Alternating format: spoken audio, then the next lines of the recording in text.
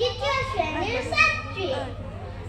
আজি এই সুন্দৰ প্ৰতিযোগিতাত মই মুগাৰ সাজ উপস্থাপন কৰিছোঁ। মই গাত মেৰিয়াই আহিছোঁ মুগাৰ চাদৰ আৰু মেখেলা।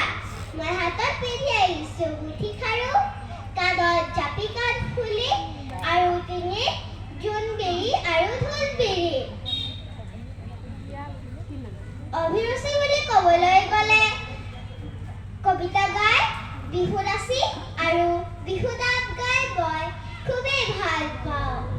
মোৰ ধৈৰ্য, বিশ্বাস আৰু সাহসেৰে মই জগত জিলিব পাৰিম। আজি এই সাজযোৰ বিশ্ব দৰবাৰত জিলিকাই তুলিবলৈ সক্ষম হ'ম। আজি এই অনুষ্ঠানটিত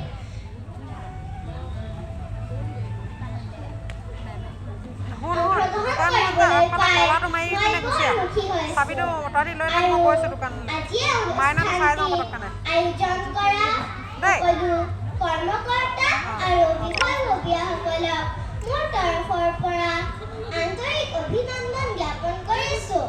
জয় আই অসম।